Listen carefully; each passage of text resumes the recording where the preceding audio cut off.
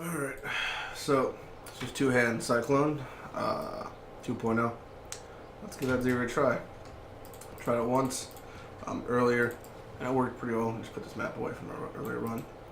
I'm not going to go for any Immortal Call setup. I'm not going to go for any flash changes.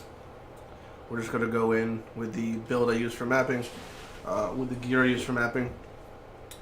Obviously, it's a different capability for the player, but let's see how it turns out in general.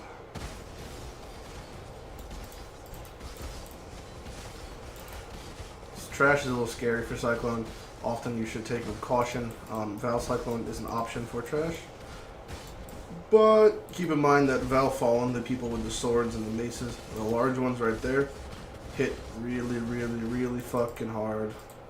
And they apply status effects on hit. So what is the status effect?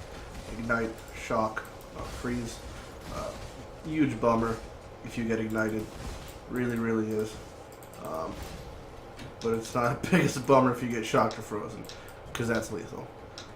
Literally lethal, kind of. Literally, kind of. I stick by that sentence. I stick by it. It can be a little bit like flooded with the amount of stuff going on. You can get a little bit flustered. You're like, holy shit. Apply the basic Cyclone way of life that is spin to win, and just keep spinning. Holy shit. I have Shroudwalker because I'm using Headhunter, and it makes me impossible to kill these fucking things. Am I gonna walk away this time? There we go. What is he doing? What is he doing with his life? Alright, that was the world's most timid Val construct. This is really good. This is the best layout room for cycloning. So if you're gonna Val Cyclone, do it in this room right about where I'm standing right now. That's the best spot. You'll suck up the whole room, and that really is like the main draw for using Val Cyclone, is a room with this setup. And you can get them back to back to back. That's like the best case scenario. That's the dream scenario for the Val Cyclone, is to get that room formation back to back. Always put your portal outside the door. I don't care if you do it Atziri 1,000 times like I have. Put your portal outside the door. It's just how you do it. Always pop the right one first. Let the left one pop itself. You have to kill them within a couple inches of each other. Yeah, a couple seconds with each other. Otherwise, one goes fucking crazy, and you don't want that to happen. My little blue cup. Always keeps me safe. If you have a blue 6th or 5th link, this is the time you would swap it out for Conk Effect. So you want to do as much damage as you can to one of them at a time. Get them as low as you want, and move on to the next one. The main move you have to watch out for is the slap. That can be a little annoying, but even so, it's the slap and the lightning that will kill you. Balls always move in the same formation. They're always right to left they're cast. Ads are great because they let you get your Flasky Flash charges back. I don't want to kill them, I don't want to get shocked. We could use this chance to take out one of them. Nope, you can't. But like always, this is a marathon, not a sprint. Take your time. Alright, here's a chance to kill them both. Bada bing, bada boom, they're down. See, take your time, and it all works out in the end. I realize I'm doing this with 25% experience at level 93. I don't feel completely secure with that decision right now. Thinking back to it, I kind of don't want to lose an experience. I guess I really shouldn't fuck up. Incentive. Alright. The next room is, or next boss I should say, is the tough one. Tough one is relative term. If it's your first time doing this, they all probably are tough. But this is the tough one. Whether you believe it or not, the trio is hard. Now, you used to be able to run cast when damage taken, Immortal Call and Enduring Cry, and just face tank through it. Or you could self-cast, and you can still self-cast Enduring Cry and cast when damage taken.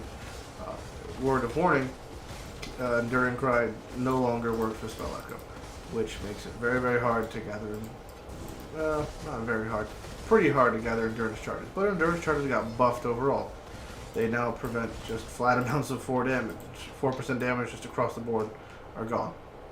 which is a lot better than before, but I much rather would have had, you know, Echo in general. Also, in addition from 2.0, that you will notice is that for those who don't know, this entire fucking place. Oh, there's a ghost. All right, well, go in that room. That'll be fun. All right, havoc has been wreaked. This entire place is magic moves. Okay, what that means is bloodlines is added to the game, and there's a pretty high chance that lots of this place fucking has, you know, bloodlines on it. It's possible you can get things that are really annoying. It's possible you can get stuff like Void Spawn of a Box Off, which if you don't know is a bloodlines mob that summons a Beyond boss. If you don't know what a Beyond boss is, it was a large mob added in the Beyond League that is effectively a giant asshole. Sometimes they are not that bad, like the Fire one or Mammoth the Archer. Sometimes they're evil creatures, like the Ice one is very evil, and you could have Boxoth himself. If that happens, you're fucked, kind of, to a degree.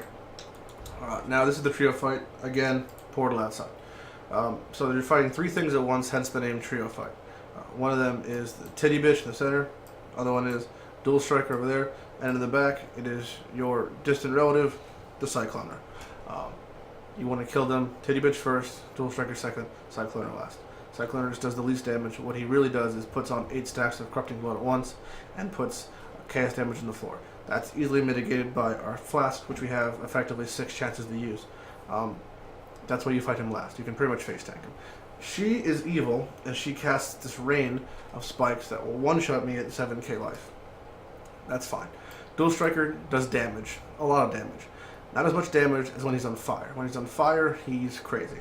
I think he does half his damage as fire damage, and he does more damage on top of that. So it's just damage on damage, which no one wants.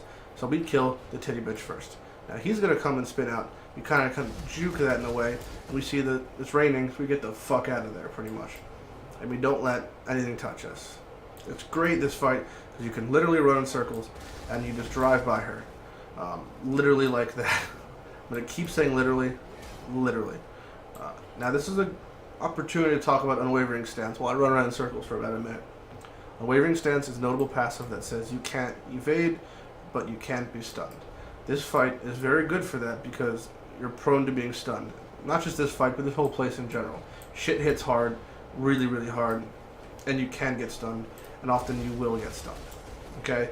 So Unwavering Stance is an option. There's also the boots Chaos Roots, which prevents you from being stunned and knocked back. Stun's the main thing. You don't want to be stunned. So that's a route to take for this, and I highly suggest it if it's your first time in here in general. It can be really scary, and not being stunned is a lovely thing to have. Alright, one down. He's next. Now, when they die, you'll see they spawn just aids on the floor. You don't want to stand on that. It hurts. Okay? On top of that, shit comes out of it. And there's a plus and minus to the shit that comes out of it. First off, it's things to kill, so it equals flash charges. Second off, there's some of the mobs apply vulnerability on hit, which is a bummer. Oh, I really shouldn't be fighting that because I'm on fire. But mainly you want to kill her in the middle of the room, because then you can run on the outside. Now it's to the point where if I run on this angle, I start taking damage from standing on that black stuff. I don't want that. No one wants that. You guys don't want that. So we don't want that. So we want to kill them in the center. I know that can seem like a big ask for a first timer.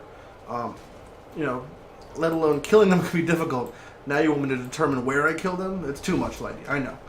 So, but you know, I think you can do it. So try to kill them in the center, if possible. I mean, it's helpful to do that. So let's try to get him in the center. And he didn't die in the center. He died kind of in the center. So now there's a lot of shit on us, in general. We're going to take our time, though, here and not get dropped, if possible. Now we're watching our life, we're watching our stacks of corrupting blood, but there is a lot of stuff going on. We want to hide behind the pillar if possible, keep spinning, and we want to keep popping these so we can prevent ourselves from getting killed. But overall, that was successful, and that's a way to do it, a Cyclone without having it. It's just a slower way, more calculated way, which is the way I would go about it. I will go about it forever. Now, I didn't drop particularly low that fight, so even if I had like 5k life, I would have survived. But you want to have at least 5-6k life because you can get hit. I didn't get hit, but you can get hit, and when you can get hit, you might get one shot. I don't want to get one shot. I don't want you to get one shot. So, just have at least 5k life, I would say, is a good benchmark. The more the better. And as long as you have like 25, 30k DPS, you shouldn't have much of a problem. That's enough DPS where you're not going to get overwhelmed by anything occurring in here. And you're going to kill things at a reasonable pace. But really, it just comes down to kill things at your own pace. I clear this place at a certain speed. Everyone clears it at a certain speed. Whatever that speed is to you, that's what it is to you. And you can try to race yourself into your own personal times. But it really comes back to do it as fast as you can, do it as safe as you can. I'd rather take a half hour and not die than waste 5 portals and do it in 15 minutes, especially in a hardcore league when you don't have 5 portals. If you die, that's it. And Atziri in hardcore is a whole other ballgame. That is a whole other level of painful and nervous that I don't want to experience again. But if you like playing hardcore, Whirlwind, Jesus. I got Diablo in my mind. Cyclone is a great build for it. As far as melee goes, melee in general is kind of sketchy for this place overall. Val Fallen really hurt. Trash really hurts. And thank God for Fortified, because if that wasn't added, we'd be fucked. Really fucked. And this is a time where I do not want to be really fucked. Although that sounds odd. So we are moving on. We are going to Atziri herself. Atziri is at first a complicated looking fight, because it is. But when you break it down, really break it down, it's pretty simple. As simply as I can describe it, the stuff you don't want to get hit by shit that's coming at you. Stuff on the floor is painful. Avoid the dangerous looking stuff. Fire blast, storm call, other type of storm call she does. And look, there she is. Boom. Atziri. There's her foot. You can see her foot. Now, Atziri, she went right into, this is one of her phases, the feeding phase. I don't have to actually kill anything, but what happens when those things get to her, she heals back life. Maybe like, I don't know, a couple percent each one. Now, this is your chance to get your flasks back, and to kill them with Cyclone, you pretty much just sit on her and spin back and forth. And you should be able to take care of her. This is if you have a blue socket, this is the time you want to put in increased AoE. And look, they're all dead. Boom, put in conk effect, swap them out. And when she comes out of this, she's going to come out hot. She comes out that. You don't want to be hit by that. That'll one-shot you. These things will maybe one-shot you. They do a lot of damage. That is a volley of spike things, spears that apply puncture. She's also just self-cast the spears right there. Here goes with Storm Call again. Just everywhere. But keep on the move in general. Now I just got hit by one and did about 3k damage. That's about right. But sometimes it hits for more. Now there's 4 Atziris, which is 3 more than we just had before. And this is probably the hardest phase in the fight. A lot of shit's going on. I can understand how you can be flustered. Also getting stunned here sucks. One of them's holding a mirror. The mirror one reflects. You don't want to be touching that mirror one. Because if you touch her, you're going to be killed by reflect. It's that simple. Don't touch the one with the mirror. My game crashed. Alright. That happened. See you guys in a second. Let's see if I died. Magic of editing. Boop. And we're back. Editing. I did not die. I just DC'd. This fight is really prone to disconnects. I don't know why. It just is. But this is a good thing. Let's treat this as if I died. So say you just tried to do whatever you were trying to do, and I was doing. Fuck. I lapsed the judgment. I misclicked. I died. Right? Alright. Do you just run in? No, you do not just run in. You go in and you wait. Now you have a couple seconds before you start taking damage. You want to wait until your timer pretty much goes to 2, and then you want to phase run and start going. The reason is that she will have spells already being cast, and it's hard to really see them because they're invisible. And then you can be saying to yourself, wait, why is there invisible Flame Blast and Storm Call in this fight? Nobody knows. Shh. It's a grinding gear game's secret. They love to have invisible spells. So sometimes that'll happen, and it'll fucking one-shot you. So just take your time, and don't get clipped. And that's easy to walk out of with this amount of movement speed. But if you want, you can run stuff like, I don't know, Leap Slam is a thing. Whirling Blades is a thing. Just don't get trapped. Like I almost did a second ago. So now, let's say you know what you're doing.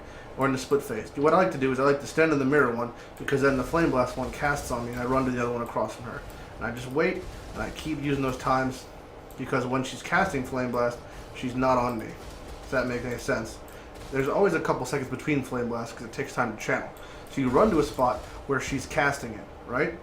And then you run towards the other one, and you quickly start stabbing her with your weapon. Now, again, back to feeding phase. You'll go into the split phase, the 4 Atziris at once, 3 times. At 75%, 25%, and why is that order? 75%, 50%, 25% of her life total. So 3 times. It's a bitch. It's always the most difficult phase for almost every build is the split phase. Just keep running around. Keep running around. Attack her when you can. Just kind of like want to chip away from her life.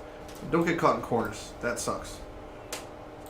Try to stay kind of in the center of the room, because then you have the most room to move around in. And just kind of the old drive-by tactic. That's what this build's all about for Atziri, is to kind of just drive by some damage. Every now and then you swing by and you whirlwind a little. Whirlwind again. I keep saying whirlwind. I keep meaning Cyclone. Boop.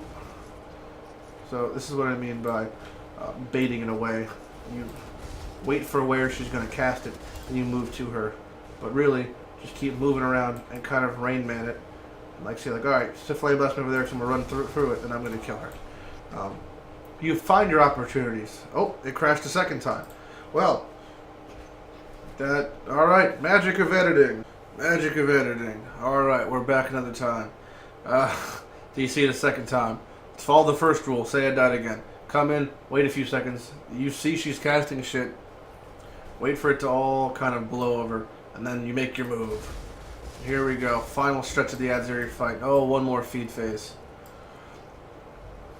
It's coming from multiple directions. What do? Well, you just, again, you kind of just spin on top of her.